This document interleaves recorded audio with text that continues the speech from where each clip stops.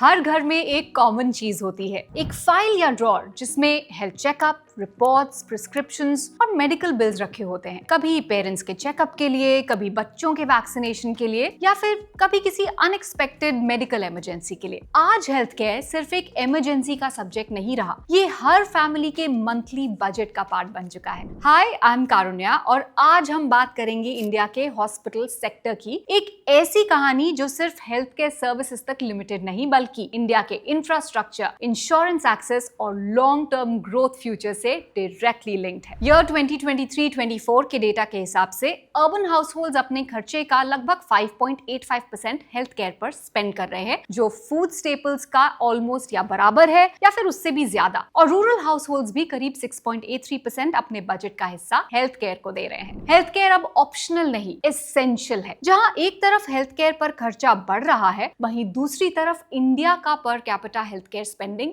अभी भी दुनिया के मुकाबले काफी कम है, सिर्फ $85 पर पर्सन के करीब, जबकि यूएस में ये $13,000 से ज्यादा है और यूके में $5,000 के आसपास है। मतलब डिमांड काफी है, लेकिन स्पेंडिंग अभी भी ग्लोबल स्टैंडर्ड के हिसाब से लो बेस पर है। और जब बेस छोटा होता है तो ग्रोथ के लिए स्पेस काफी बड़ा होता है। 2005 में इंडिया का per capita health care spending सिर्फ $27 था, जो बढ़कर $85 तक पहुंच चुका है। मतलब 20 सालों में 3 गुना से ज्यादा ग्रोथ। एस्टिमेट्स के हिसाब से हेल्थ केयर स्पेंडिंग का जीडीपी में शेयर 2.86% से बढ़कर 5% तक पहुंच सकता है 2030 तक। इनकम बढ़ रही है, अवेयरनेस बढ़ रही है, इंश्योरेंस कवरेज एक्सपैंड हो रही है और इस पूरे इकोसिस्टम का सबसे बड़ा हिस्सा हॉस्पिटल्स का है। इंडियन हेल्थ केयर इकोसिस्टम का लगभग 74% हिस्सा हॉस्पिटल्स रिप्रेजेंट करते हैं और आने वाले सालों में इस सेगमेंट का काफी अच्छा ग्रोथ प्रोजेक्टेड है। ग्रोथ की सबसे बड़ी वजह है इंफ्रास्ट्रक्चर गैप। इंडिया में हर 1000 लोगों पर सिर्फ 1.62 हॉस्पिटल बेड्स अवेलेबल हैं, जबकि वर्ल्ड एवरेज 3.28 है।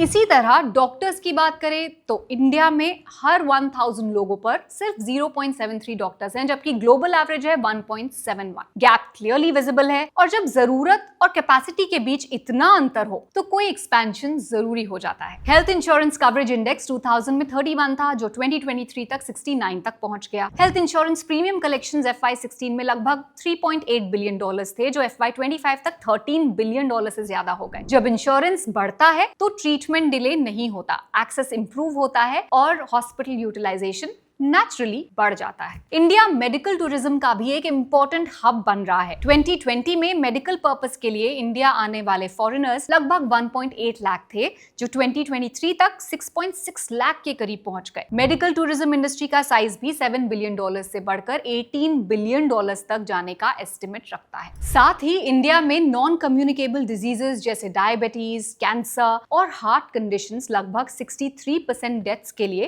रिस्पॉन्सिबल हैं और इंडिया दुनिया के टीबी पेशेंट्स का लगभग 26% शेयर रखता है। एक और स्ट्रक्चरल फैक्टर एजिंग पॉपुलेशन है। इंडिया का मीडियन एज 2000 में लगभग 21 इयर्स था, जो 2050 तक 38 इयर्स के आसपास पहुंचने का एस्टिमेट है। 65 प्लस पॉपुलेशन 2014 में लगभग 7 करोड़ थी और 2024 तक 10 करोड़ से ज्यादा हो चुकी है। हेल्थ केयर स्पेंडिंग एज के साथ नेचुरली बढ़ता है, इसीलिए ये डिमांड सिर्फ आज की नहीं, लॉन्ग टर्म नेचर की है। गवर्नमेंट लेवल पर भी हेल्थ केयर को लेकर लगातार फोकस और सपोर्ट दिख रहा है। FY26 बजट में हेल्थ केयर एलोकेशन लगभग 1 लाख करोड़ तक पहुंच गया है और गवर्नमेंट का share total health care spending में 33% से बढ़कर 40% हो चुका है। आयुष्मान भारत स्कीम 12 करोड़ से ज्यादा फैमिलीज को कवर करती है और 42 करोड़ से ज्यादा हेल्थ कार्ड्स इशू हो चुके हैं। इंफ्रास्ट्रक्चर बिल्ड हो रहा है, मेडिकल सीट्स ऐड हो रही हैं, प्राइमरी सेंटर्स एक्सपैंड हो रहे हैं और इस सेक्टर की ग्रोथ को ट्रैक करता है BSE हॉस्पिटल्स इंडेक्स। ये इंडेक्स डिजाइन किया गया है इंडिया के लिस्टेड हॉस्पिटल और हेल्थ केयर सर्विस प्रोवाइडर्स के परफॉर्मेंस को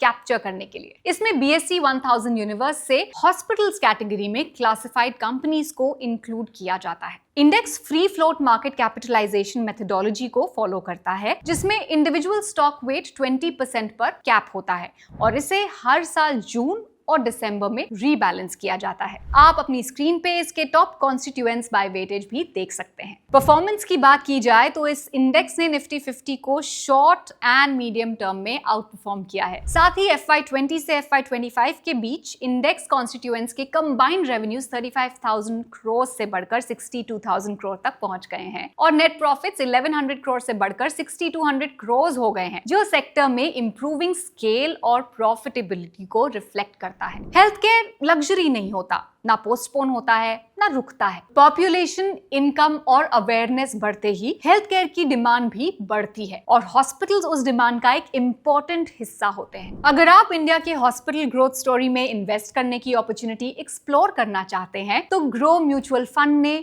2 स्कीम्स इंट्रोड्यूस की हैं। पहला ग्रो BSE हॉस्पिटल ETF और दूसरा grow BSE hospitals ETF fund of funds. ETF exchange पर स्टॉक की तरह ट्रेड होता है जिसे आप बाय और सेल कर सकते हैं और इसके लिए डीमैट अकाउंट की जरूरत होती है। ये हॉस्पिटल सेक्टर की कंपनीज का एक बास्केट रिप्रेजेंट करता है जिससे आपको इस सेक्टर में डाइवर्सिफाइड एक्सपोजर मिल सकता है बिना हर स्टॉक को इंडिविजुअली ट्रैक किए। अगर आप इसी थीम में म्यूचुअल फंड स्ट्रक्चर के थ्रू इन्वेस्ट करना चाहते हैं तो grow BSE hospitals ETF FOF एक ऑप्शन हो सकता है। ये fund grow BSE hospitals ETF में इन्वेस्ट करता है। दोनों स्कीम्स का NFO 25 फरवरी 2026 तक ओपन है। इन्वेस्ट करने से पहले इस स्कीम से रिलेटेड सभी डॉक्यूमेंट्स को ध्यान से जरूर पढ़िए और अपने फाइनेंशियल एडवाइजर से भी कंसल्ट कीजिए। आपका क्या व्यू है इंडिया के हेल्थ केयर फ्यूचर पर? कमेंट्स में हमें जरूर बताएं। म्यूचुअल फंड निवेश बाजार जोखिम के अधीन है। योजना संबंधी सभी दस्तावेजों को ध्यान से पढ़ें। Mutual fund investments are subject to market risks. Read all scheme related documents carefully.